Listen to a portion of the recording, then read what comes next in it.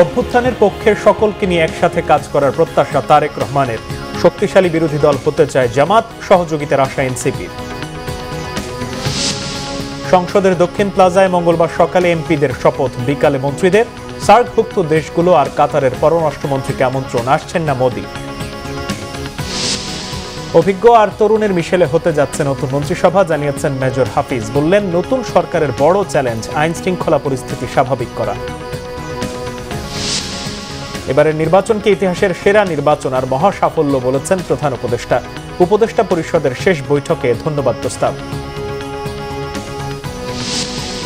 ৩২টি আসনে ভোট জালিয়াতির অভিযোগ নিয়ে ইসিতে জামাত জোট, আগামীকাল ঢাকায় বিক্ষোভ সমাবেশ।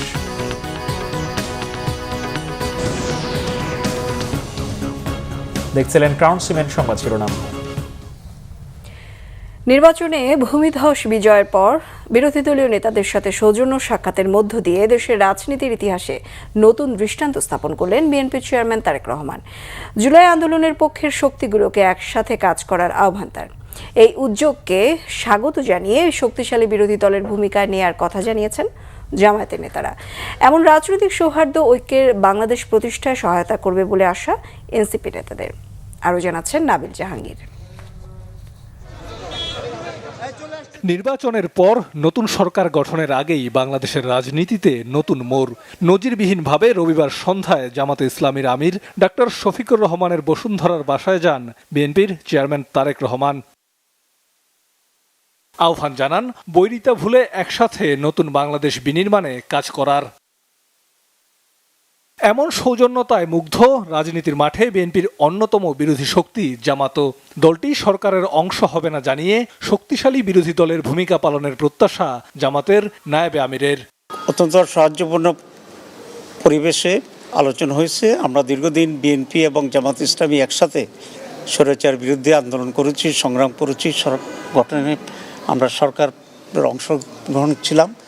এখন একটা ফ্যাসিবাদের পতনের পরে আমরা দুটি দল আলাদাভাবে নির্বাচন করেছি, কিন্তু আমাদের ভিতরে আমরা আশা করি একটা সৌহার্দ্যপূর্ণ পরিবেশের মাধ্যমেই আগামী সময়গুলোকে আমরা রাষ্ট্র পরিচালনায় সরকার এবং বিরোধী দল সমন্বিতভাবেই আমরা দেশের জন্য কল্যাণমূলক কাজ করতে পারব। পরে সেখান থেকে তারেক রহমান যান এনসিপির আহ্বায়ক ও জুলাই আন্দোলনের অন্যতম নেতা নাহিদ ইসলামের বাসায়। তরুণদের নতুন দলটিকে একসাথে কাজ করার আহ্বান জানান বিএনপি চেয়ারম্যান। তারেক রহমানের এই উদ্যোগকে স্বাগত জানিয়েছে এনসিপিও। দলটি বলছে, এর মধ্য দিয়ে বাংলাদেশের রাজনীতিতে নতুন অধ্যায় যুক্ত হলো। বাংলাদেশ জাতীয়তাবাদী দল বিএনপি এবং জাতীয় নাগরিক পার্টি এনসিপির মধ্যকার আজকের এই নির্বাচন পরবর্তী সৌজন্যমূলক সাক্ষাৎ বাংলাদেশের রাজনৈতিক সংস্কৃতিতে একটা পরিবর্তনের আভাস আমাদেরকে দেয়। আমরা মনে প্রাণে চাই এই বাংলাদেশ রাষ্ট্রে আমাদের রাজনৈতিক মতভিন্নতা থাকবে, রাজনৈতিক কর্মসূচি আলাদা হবে, রাজনৈতিক বক্তব্য আলাদা হবে, কিন্তু দেশের প্রশ্নে বাংলাদেশের সকল রাজনৈতিক দল আমরা একত্রিত থেকে একসাথে আমরা বাংলাদেশের প্রশ্নে আমরা সিদ্ধান্তগুলো গ্রহণ করতে পারবো। সে ধরনের একটা পরিবেশ বাংলাদেশে অটুট থাকবে, সেটাই আমাদের প্রত্যাশার জায়গা। বিরোধীদের প্রতি তারেক রহমানের এই সৌজন্যতা বাংলাদেশের রাজনৈতিক সংস্কৃতিতে সৌহার্দ্যপূর্ণ পরিবেশ তৈরি করবে, এমনটাই প্রত্যাশা সচেতন মহলের। নাবিল জাহাঙ্গীর, বাংলা ভিশন, ঢাকা। এদিকে সকালে বিএনপি চেয়ারম্যান তারেক রহমানের সাথে সাক্ষাৎ করেছেন নির্বাচনে বিজয়ী দলীয় ও জোটের প্রার্থীরা। সকালে রাজধানীর গুলশানে বিএনপি চেয়ারম্যানের কার্যালয়ে এই সাক্ষাৎ করেন তারা। এদিকে বিএনপি চেয়ারম্যান তারেক রহমানকে শুভেচ্ছা জানাতে সারা দেশ থেকে নেতাকর্মীরা ফুল হাতে কার্যালয়ের সামনে জড়ো হন। তবে নিরাপত্তার কারণে কার্যালয়ের ভেতরে সবাইকে ঢুকতে দিচ্ছেন না চেয়ারম্যানের ব্যক্তিগত নিরাপত্তা দলের সদস্যরা। ফুল দিয়ে শুভেচ্ছা জানাতে আসা জ্যেষ্ঠ গুরুত্বপূর্ণ নেতা, নির্বাচিত সংসদ সদস্য এবং তাদের সীমিত সংখ্যক প্রতিনিধিরাই শুধু ভেতরে ঢোকার সুযোগ পাচ্ছেন। অন্য নেতাকর্মীরা বাইরে অপেক্ষা করছেন।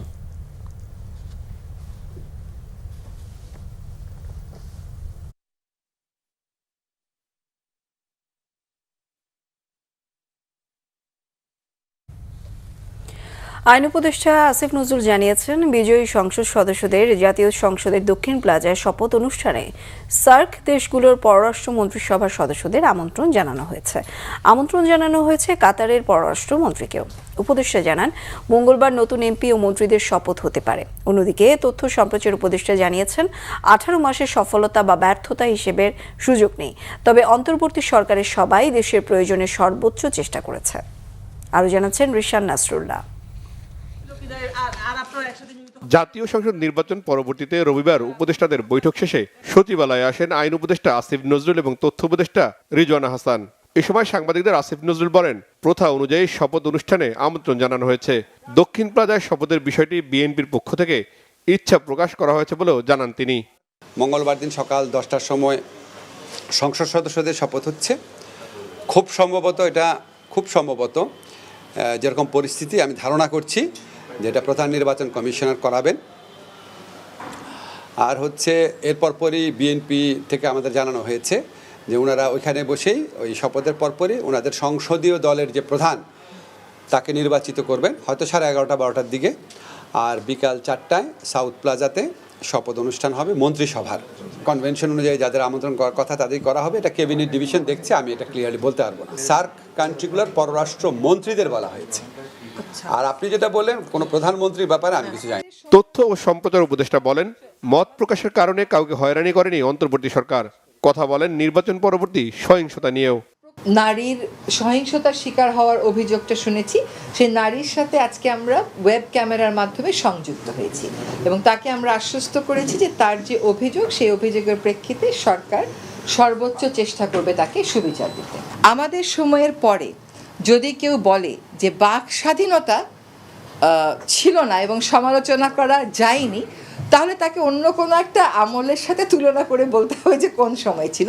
আর পরবর্তীতে আরও একটা সময় আসবে, তখনও আপনারা নিশ্চয়ই বাক স্বাধীনতা চর্চা করবেন। ফয়েজ আহমদ তৈয়বের দেশ ছাড়ার বিষয়ে এক প্রশ্নের জবাবে তিনি বলেন, রাষ্ট্রীয় কাজ শেষ করে পরিবারের কাছে ফিরে গেছেন, এটি ভিন্ন খাতে নেয়ার সুযোগ নেই। রিশান নাসরুল্লাহ, বাংলাভিশন, ঢাকা। বাংলাদেশের নতুন সরকারের মন্ত্রিপরিষদের শপথ অনুষ্ঠানে যোগ দিতে ভারতের প্রধানমন্ত্রী নরেন্দ্র মোদীকে আমন্ত্রণ জানানো হলেও এআই ইম্প্যাক্ট সামিটের কারণে তিনি আসতে পারছেন না। ভারতীয় একাধিক সংবাদ মাধ্যমের তথ্য মতে ওই দিন মুম্বাইয়ে ফ্রান্সের প্রেসিডেন্ট ইমানুয়েল ম্যাক্রোর সঙ্গে দ্বিপক্ষীয় বৈঠক অংশ নেবেন ভারতের প্রধানমন্ত্রী। এছাড়াও ভারতের ওই সামিটে ব্রাজিলের প্রেসিডেন্ট লুলা ডি সিলভারও থাকার কথা রয়েছে। সে কারণে আগামী মঙ্গলবার ঢাকায় আয়োজন হতে যাওয়া মন্ত্রিপরিষদের শপথ অনুষ্ঠানে ভারতের প্রতিনিধিত্ব করবেন লোকসভার স্পিকার ওম বিড়লা ও পররাষ্ট্র সচিব বিক্রম মিশ্রি। শপথ অনুষ্ঠানে ভারত ছাড়াও পাকিস্তান, চীন সহ 13টি দেশের শীর্ষ নেতাদের আমন্ত্রণ জানানো হয়েছে।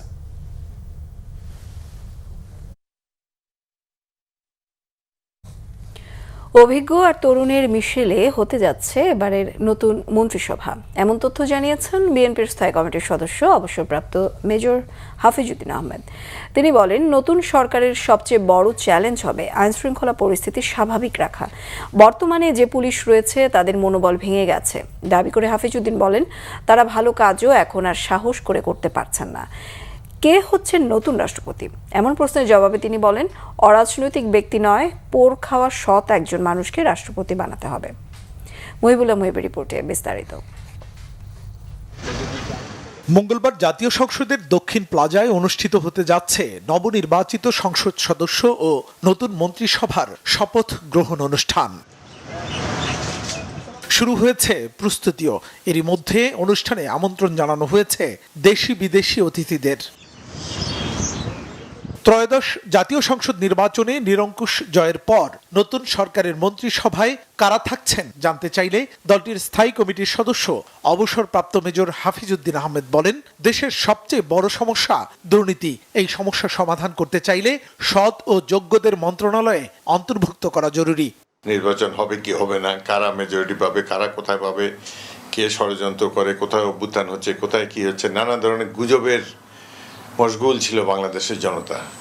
কিন্তু এই যে সাইলেন্ট মেজরিটি চুপচাপ থেকে দেশের ইতিহাসের সবচেয়ে সুষ্ঠু একটি নির্বাচন উপহার দিল, এটা তো একটা বিরাট শুভ লক্ষণ বলে আমি মনে করি।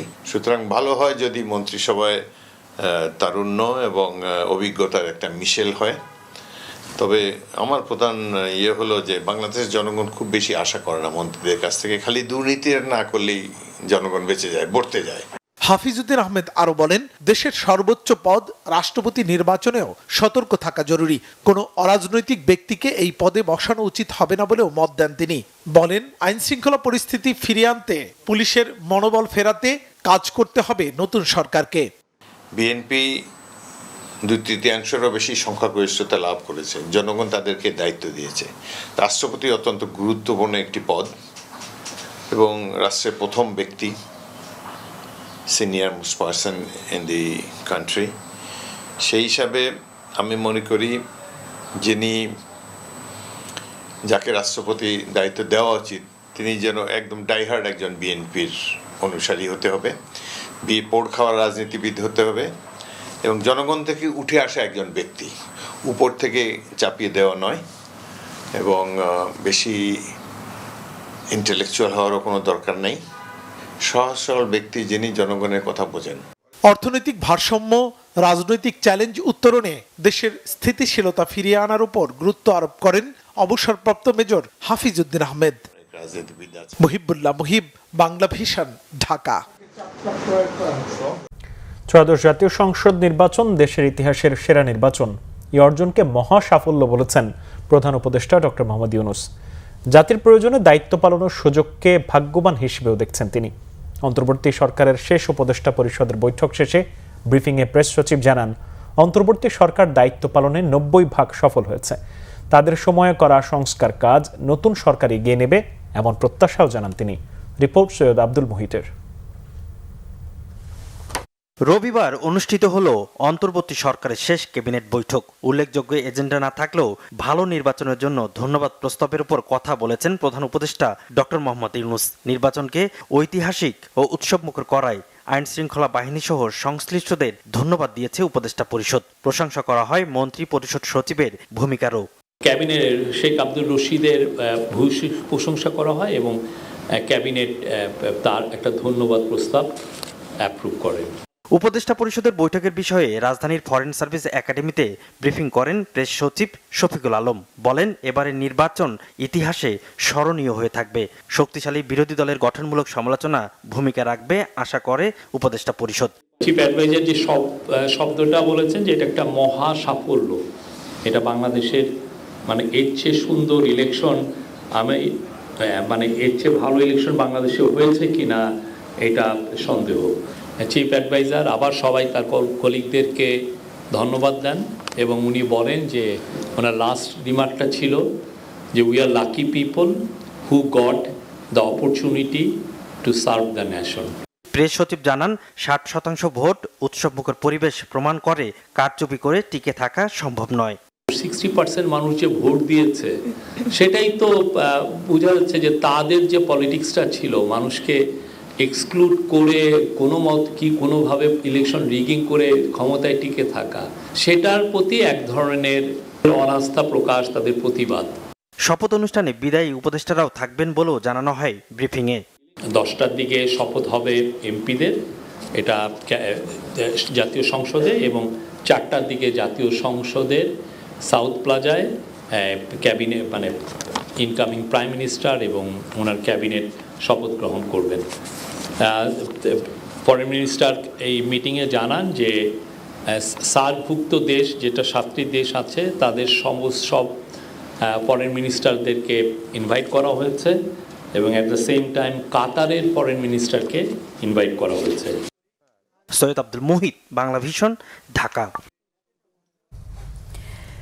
নির্বাচন কমিশনে 32টি আসনে ভোট পুনঃগণনার দাবি জানিয়ে আবেদন করেছে জামায়াত নেতৃত্বাধীন 11 দলীয় জোট। ভোটের পর সহিংসতা বন্ধে কাল বিকেলে ঢাকায় প্রতিবাদ সমাবেশ ও বিক্ষোভ মিছিলের ঘোষণা দিয়েছেন জোট নেতারা। দুপুরে আগারগাঁও নির্বাচন ভবনে কমিশনারদের সাথে বৈঠকের পর জামায়াতের সহকারী সেক্রেটারি জেনারেল হামিদুর রহমান আজাদ একথা জানান। তিনি অভিযোগ করেন, ত্রয়োদশ জাতীয় সংসদ নির্বাচনে বড় ধরনের সহিংসতা না হলেও ভোটে অনিয়ম হয়েছে। অভিযোগ দিলেও যথাযথ ব্যবস্থা নেওয়া হয়নি। বলেন, নির্বাচনের শুরুটা ভালো হলেও সমাপ্তি ভালো হয়নি। 32টি আসনে ভোট জালিয়াতি, কারচুপি ও ফলাফল শিটে ঘষামাজের অভিযোগ তুলে ভোট পুনঃগণনার দাবিতে প্রধান নির্বাচন কমিশনারের সঙ্গে দেখা করেন 11 দলীয় ঐক্যের নেতারা। 32টি আসন চিহ্নিত করা হয়েছে স্বল্প ভোটের ব্যবধানে। এখানে আমাদেরকে হারিয়ে দেওয়া হয়েছে, এটা আমাদের প্রার্থীদের বক্তব্য। সেখানে আল্লামা মামুনুল হক সাহেব, বাংলাদেশ খেলাফত মজলিসের যিনি প্রধান, জামায়াত ইসলামী সেক্রেটারি জেনারেল অধ্যাপক মিয়া গোলাম পরোয়ার আসন, ঢাকা 8 আসনের নাসিরউদ্দিন পাটোয়ারি, এই নামগুলো আপনারা জানেন, চিনেন, এই জন্য এগুলো বললাম। এই জন্য এই ধরনের আরো অনেকেই যেগুলো আমরা তালিকা জমা দিয়েছি, কমিশন কাছে বলেছি এগুলো রিকাউন্টিং করা হোক, পুনর্গণনা করা হোক। কমিশনকে আমরা বলেছি এই অভিযোগগুলো আপনারা খতিয়ে দেখেন, আর আমরা আইনি প্রক্রিয়া যেটা আগাবো, স্বচ্ছতার সাথে যদি আইন প্রয়োগ হয়, বিচারিক প্রক্রিয়া অনুসরণ করা হয়, কোনো হস্তক্ষেপ ছাড়া যদি ন্যায় বিচার প্রতিষ্ঠিত হয়, এটাই হবে আগামীর বাংলাদেশের জন্য একটা নতুন মাইলফলক। এদিকে নির্বাচন কমিশনার আনোয়ারুল ইসলাম সরকার জানিয়েছেন, আদালতের নির্দেশ পেলে ভোট পুনর্গণনার সিদ্ধান্ত নেওয়া হবে। নিজ দপ্তরে সাংবাদিকদের সাথে আলাপকালে একথা বলেন তিনি। এ সময় গেজেট প্রকাশে কমিশন কোনো তড়িঘড়ি করেনি জানিয়ে ইসি আনোয়ারুল সরকার বলেন, আইনের মধ্যে থেকেই কাজ করা হয়েছে। জানান 11 দলীয় জোটের ফলাফল পুনর্বিবেচনার বিষয়টি অপ্রাসঙ্গিক, তবে আইনের দ্বারস্থ হতে বাধা নেই কোনো অভিযোগকারীর। এবার চেষ্টা করেছি এই প্রযুক্তির যুগে আরো স্মার্টলি কিভাবে জনগণের কাছে বিশ্বাসযোগ্যতা অর্জন করা যায়, সেই ব্যবস্থাগুলো আমরা নিয়ে রেখেছিলাম। সেই ক্ষেত্রে গেজেট প্রকাশের যে সময়টা, এটি তো আমরা আরো আশাবাদী ছিলাম যে আরো আগে যদি দেয়া যেত ভালো হতো। আমাদের টিম, আমাদের নির্বাচন সংশ্লিষ্ট যারা মাঠ পর্যায়ে কাজ করছে, তারা অত্যন্ত দক্ষতার সাথে এই ফলাফল তৈরির কাজটি করেছেন। তারেক রহমানের নেতৃত্বে সরকার গঠন প্রত্যাশিত হলেও জামায়াতের উত্থান দেশের ভবিষ্যতের জন্য অশনি সংকেত বলে মন্তব্য করেছেন পটুয়াখালী 3 আসনের নবনির্বাচিত সংসদ সদস্য এবং গণ অধিকার পরিষদের সভাপতি নুরুল হক নূর। বিএনপি সরকার গঠন করলে কি পরিবর্তন আনবে এবং তার মন্ত্রিসভায় যাওয়া নিয়েও একান্ত আলাপচারিতা করেন বাংলা ভিশনের সঙ্গে। বিস্তারিত মামুন আব্দুল্লাহর রিপোর্টে। আমরা আলাপ আলোচনা করেছি। ত্রয়োদশ জাতীয় সংসদ নির্বাচনে পটুয়াখালী 3 আসন থেকে নির্বাচিত হন ডাকসুর সাবেক ভিপি, গণ অধিকার পরিষদের সভাপতি, জুলাই আন্দোলনে নির্যাতনের শিকার নুরুল হক নূর। সংসদ সদস্য নির্বাচিত হওয়ার পর কথা বলেন বাংলা ভিশনের সাথে। আশঙ্কা প্রকাশ করেন নির্বাচনে জামাতের উত্থান নিয়ে। 5ই আগস্টের পরে সামগ্রিক পরিস্থিতি বিবেচনায় এটা সকলের কাছে পরিষ্কার ছিল, নির্বাচন 6 মাস আগে হোক আর 6 মাস পরে হোক বিএনপি ক্ষমতায় আসবে, এটা স্বাভাবিক। তবে হ্যাঁ, অস্বাভাবিক হচ্ছে জামাতের উত্থানটা। কারণ গত 15-16 বছর তো জামাত প্রকাশ্যে কাজ করতে পারে নাই। তারপরে এই অল্প সময়ের মধ্যে জামাতের এই উত্থানটা, এটা নিয়ে আমার মনে হয় যে গবেষণা করা প্রয়োজন।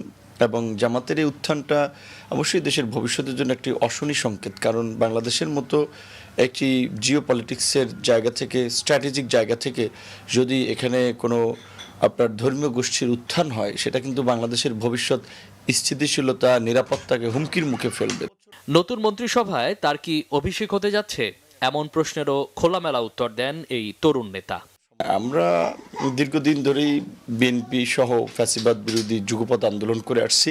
সেই সময় থেকেই বিএনপির একটি ঘোষণা ছিল যে বিশেষ করে ফ্যাসিবাদ পতনের পূর্বেই, যে ফ্যাসিবাদ পতন পরবর্তী সময়ে যুগপৎ আন্দোলনের সঙ্গীদেরকে নিয়ে বিএনপি জাতীয় সরকার করবে। এই জাতীয় সরকার হলে সে এখন বিএনপির সাথে নির্বাচনে অংশগ্রহণ করেছে 4টি দল বোধহয়, সেই 4টি দল থেকে ক্যাবিনেটে যাওয়ার সম্ভাবনা আছে। সেক্ষেত্রে যদি আমাদেরকে জনাব তারেক রহমান বিবেচনা করে, আমরা অবশ্যই তার ডাকে সাড়া দেব।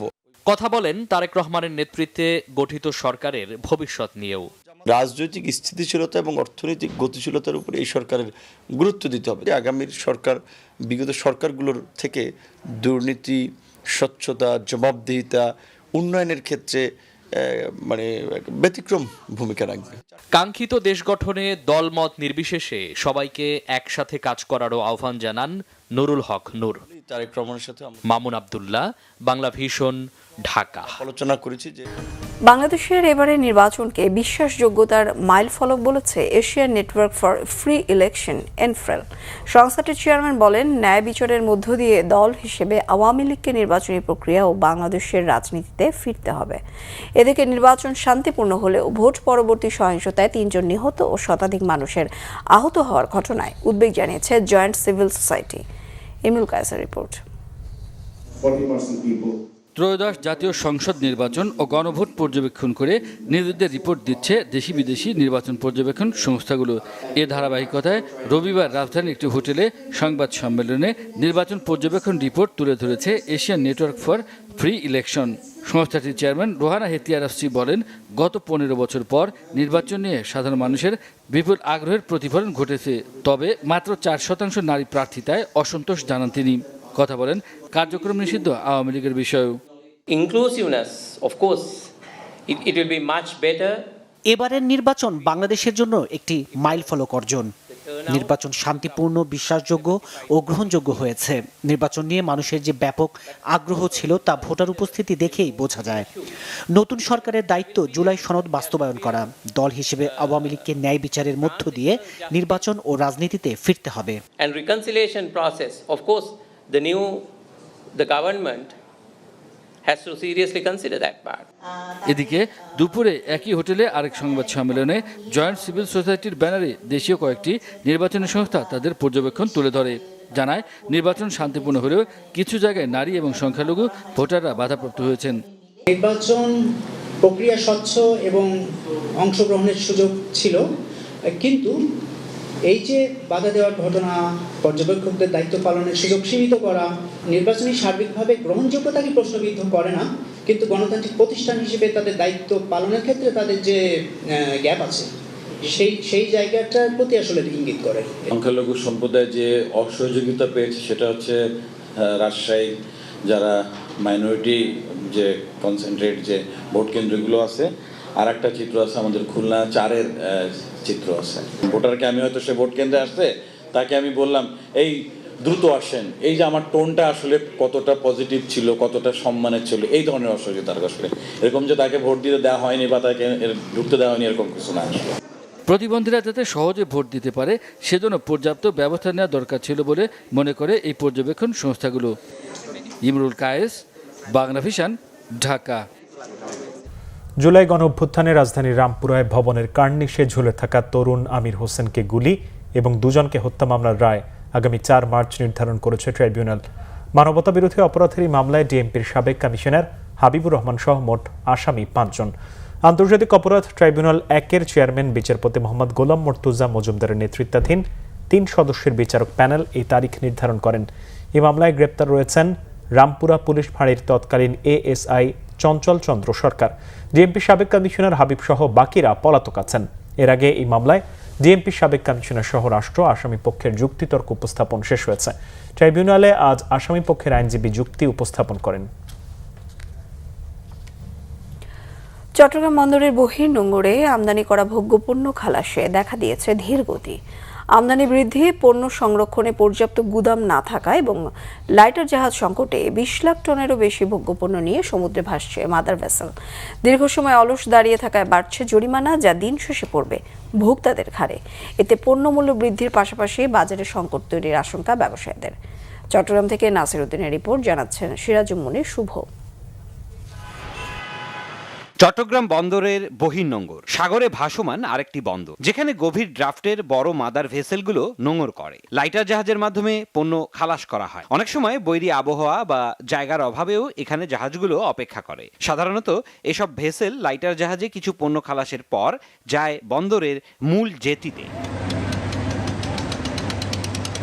রোজা সামনে রেখে ভোগ্যপণ্য সহ বিভিন্ন পণ্য নিয়ে একই সময়ে এসেছে শতাধিক মাদার ভেসেল। একটি ভেসেলের পণ্য খালাসে প্রয়োজন 3টি লাইটার জাহাজ, কিন্তু লাইটার জাহাজ আছে 100-রও কম। সংকট থাকায় তাই সময় মতো পণ্য খালাস হচ্ছে না। ফলে বন্দরের বহির্নোঙরে 20 লক্ষাধিক টন ভোগ্যপণ্যের পাহাড় জমেছে। ড্যামারেজ গুনতে হয় কন্টেনারে, পাশাপাশি আপনারা জানেন যে মালটা যেহেতু এলসির মাধ্যমে করা হয় ব্যাংক কর্তৃক, তা ব্যাংকের পেমেন্ট দিতে তাদের কি হয় আর দেরি হয়। প্রায় $4 লাখ একটা জাহাজে অতিরিক্ত আসতেছে, এইটা কোথা থেকে সে খরচ ক্ষতিটা পোষাবে? নিশ্চয় ভোক্তাদের উপরেই প্রতিবেদন। দিনের পর দিন অলস দাঁড়িয়ে থাকায় ভেসেলগুলোকে গুনতে হচ্ছে জরিমানা, যা তারা পণ্যের মালিক থেকে আদায় করবে। দিন শেষে যা আসলে কাটবে ভোক্তার পকেট। আমাদের যে মাদার ভেসেলগুলো দীর্ঘদিন থেকে দাঁড়িয়ে আছে, অলস দাঁড়িয়ে আছে, অনেকে দেখছে 40 ঘন্টা 48 ঘন্টা পরেও একটা জাহাজ পাচ্ছে না। তবে একসাথে বেশি মাদার ভেসেল আসা এবং সাইলো না থাকাকে দুষলেন জাহাজ মালিকরা। আটকা আছে এর পিছনে অনেকগুলো কারণ আছে। যেমন মনে করেন যে আপনার বাংলাদেশে এখন পর্যন্ত বিভিন্ন জায়গায় পণ্য খালাস হয় ম্যানুয়াল পদ্ধতিতে, এবং বাংলাদেশে অনেক বড় বড় আমদানিকারক আছে যাদের কাছে নিজস্ব কোনো সাইলো নাই। সংকট নিরসনে লাইটার জাহাজের বিরুদ্ধে অভিযান চালানোর কথা জানিয়েছে বন্দর কর্তৃপক্ষ।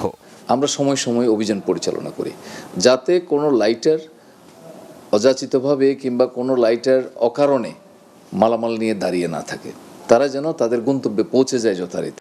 পণ্য খালাসের প্রক্রিয়া দ্রুত করতে আমদানিকারকদের সংগঠন ও লাইটার মালিকদের সমঝোতার পাশাপাশি বিকল্প ভাবা জরুরি বলে মত সংশ্লিষ্টদের। সিরাজুম মুনির শুভ, বাংলা ভিশন, নিউজ ডেস্ক।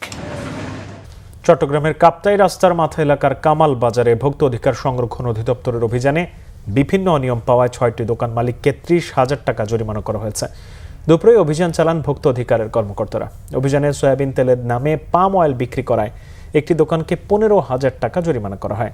এছাড়া তালিকার চেয়ে দাম বেশি রাখায় এবং অনিয়মের সত্যতা পাওয়ায় আরও 5টি দোকান মালিককে মোট 15,000 টাকা জরিমানা করে ভোক্তা অধিকার সংরক্ষণ অধিদপ্তর। এ সময় ব্যবসায়ীদের সতর্ক করার পাশাপাশি আসন্ন রমজানকে কেন্দ্র করে বাজার অস্থিতিশীল করার চেষ্টা হলে কঠোর হওয়ার হুঁশিয়ারি দেন ভোক্তা অধিকারের কর্মকর্তারা। নরসিংদীর রায়পুরা উপজেলার ঐতিহ্যবাহী সিরাজনগর মুনসুর আলী পাইলট মডেল সরকারি উচ্চ বিদ্যালয়ের সরকারিকরণে অসামান্য ভূমিকা রাখা ব্যক্তিদের গণসংবর্ধনা দেওয়া হয়েছে। দুপুরে স্কুল মাঠে এই গণসংবর্ধনার আয়োজন করে বিদ্যালয় কর্তৃপক্ষ এবং x students association of Sirajnagar Munsur Ali pilot model সরকারি উচ্চ বিদ্যালয় এক্সাস। রায়পুরা উপজেলা নির্বাহী অফিসার ও বিদ্যালয় পরিচালনা পর্ষদের সভাপতি মোহাম্মদ মাসুদ রানার সভাপতিত্বে অনুষ্ঠানে উপস্থিত ছিলেন বাংলাদেশ বিদ্যুৎ ও জ্বালানি গবেষণা কাউন্সিলের চেয়ারম্যান মোহাম্মদ ওয়াহিদ হোসেন, বাংলাদেশ বিমান বাহিনীর অবসরপ্রাপ্ত air vice marshal Mohammad Khalid Hossain এবং মাধ্যমিক ও উচ্চশিক্ষা অধিদপ্তরের প্রকল্প পরিচালক প্রফেসর এএসএম এমদাদুল কবির। এক্সাসের সাধারণ সম্পাদক সোলেমান মিয়ার সঞ্চালনায় অনুষ্ঠানে আর উপস্থিত ছিলেন রায়পুরা সরকারি কলেজের অধ্যক্ষ সন্ধ্যাবালা দাস, সহকারী পুলিশ সুপার বাজিদ বিন মনসুর, সিরাজনগর মুনসুর আলী পাইলট মডেল সরকারি উচ্চ বিদ্যালয়ের প্রধান শিক্ষক সোহরাব হোসেন এবং রায়পুরা থানার অফিসার ইনচার্জ মুজিবুর রহমান। নারায়ণগঞ্জের রূপগঞ্জে ভুলতা গাউসিয়া এশিয়ান হাইওয়ে রোডে প্রকাশ্যে ময়লা আবর্জনা ফেলার কারণে সৃষ্টি হচ্ছে চরম দুর্ভোগ। দুর্গন্ধ অতিষ্ঠ এলাকাবাসী সহ সড়কটিতে চলাচল করা লক্ষাধিক মানুষ। স্থানীয়দের অভিযোগ, নির্দিষ্ট ডাম্পিং স্টেশন এবং প্রশাসনের কার্যকর নজরদারি না থাকায় নষ্ট হচ্ছে ওই এলাকার পরিবেশ, ছড়াচ্ছে রোগব্যাধি। স্বাস্থ্য ঝুঁকিতে রয়েছে শিশু কিশোর সহ বিভিন্ন বয়সীরা। রূপগঞ্জ প্রতিনিধি খলিল শিকদারের পাঠানো তথ্য ছবিতে নাজমুল নিশানের ডেস্ক রিপোর্ট। রূপগঞ্জের ভুলতা গাউসিয়া এশিয়ান হাইওয়ে রোডটি নারায়ণগঞ্জ জেলার অন্যতম ব্যস্ত ও গুরুত্বপূর্ণ সড়ক। অথচ এই সড়কের মাঝখানে দিনের পর দিন ফেলা হচ্ছে ময়লা আবর্জনা। নেই কোনো নির্দিষ্ট ডাম্পিং স্টেশন কিংবা ময়লা ফেলার নির্ধারিত জায়গা। অসুস্থ হয়ে পড়ছে পথচারী শিক্ষার্থী সহ রোগীরাও। সব মানুষই এদিক দিয়ে চলাফেরা করে, স্কুলের স্টুডেন্ট সহকারে সব ধরনের যাত্রীরা চলাফেরা করে। তো এটার দুর্গন্ধের কারণে আমরা এদিক দিয়ে আসা যাওয়া করতে সমস্যা হচ্ছে। নাকে মুখে দইরা যাইতে হয়। দীর্ঘদিন যাবৎ, দীর্ঘ কয়েক বছর যাবৎ এই অবস্থায় আমরা ভোগ করতেছি। ময়লা ফালানোর জন্য আমাদের জনজীবন বিচ্ছিন্ন হয়ে যাচ্ছে, মানুষ দুর্গন্ধের জন্য হাঁটতে পারে না। এই ময়লাগুলার যাতে একটা স্থায়ী একটা সমাধান করে, যাতে এটা অন্য কোনো জায়গায় ডাম্পিংয়ের ব্যবস্থা করে দেয়। দীর্ঘদিন ধরে ডাম্পিং ব্যবস্থা উন্নয়নের কথা থাকলেও বিষয়টি সংশ্লিষ্টরা এড়িয়ে গেছেন বলে অভিযোগ রয়েছে। আমরা অনেকবারই এই ময়লাগুলো আমরা অপসারণ করেছি, কিন্তু আমাদের সেরকম আসলে লোকবল নাই যে আমরা এখানে লোকবল দিয়ে আমরা এখানে ময়লা ফালানো ঠেকাবো। আমাদেরকে আশ্বস্ত করেছেন উপজেলা নির্বাহী অফিসার স্যার, সিলেন স্যারকে নির্দেশও দিয়েছেন যেন আমাদেরকে একটি জায়গা ব্যবস্থা করে দেন, যেন আমরা একটা স্থায়ী ডাম্পিং এর ব্যবস্থা করতে পারি।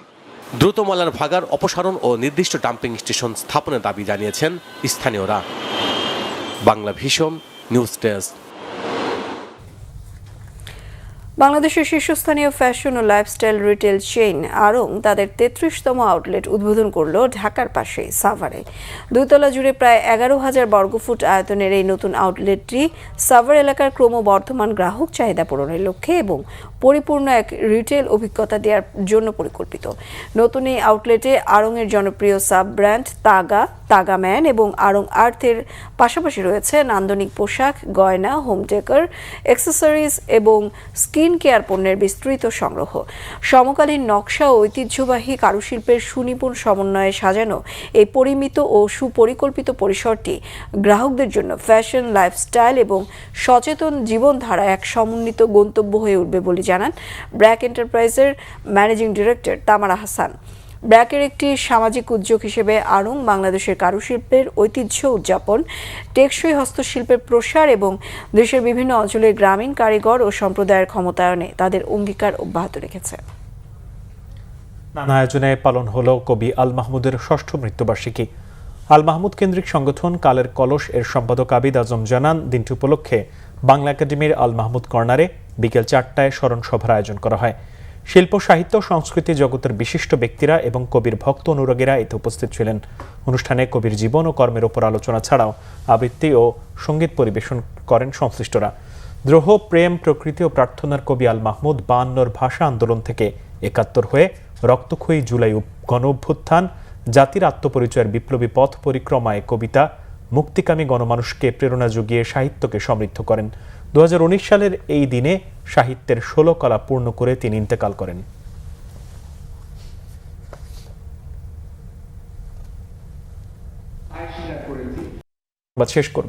শেষ করার আগে ক্রাউন 7 সংবাদ শিরোনামগুলো জানাবো আরেকবার। অভ্যুত্থানের পক্ষের সকলকে নিয়ে একসঙ্গে কাজ করার প্রত্যাশা তারেক রহমানের। শক্তিশালী বিরোধী দল হতে চায় জামায়াত, সহযোগিতার আশায় এনসিপি। সংসদের দক্ষিণ প্লাজায় মঙ্গলবার সকালে এমপিদের শপথ, বিকেলে মন্ত্রীদের। সার্কভুক্ত দেশগুলো আর কাতারের পররাষ্ট্রমন্ত্রীকে আমন্ত্রণ, আসছেন না মোদি। অভিজ্ঞ আর তরুণের মিশেলে হতে যাচ্ছে নতুন মন্ত্রিসভা, জানিয়েছেন মেজর হাফিজ। বললেন, নতুন সরকারের বড় চ্যালেঞ্জ আইন শৃঙ্খলা পরিস্থিতি স্বাভাবিক করা। এবারের নির্বাচনকে ইতিহাসের সেরা নির্বাচন আর মহা সাফল্য বলেছেন প্রধান উপদেষ্টা। উপদেষ্টা পরিষদের শেষ বৈঠকে ধন্যবাদ প্রস্তাব। 32টি আসনে ভোট জালিয়াতির অভিযোগ নিয়ে ইসিতে জামায়াত জোট। আগামীকাল ঢাকায় বিক্ষোভ সমাবেশ।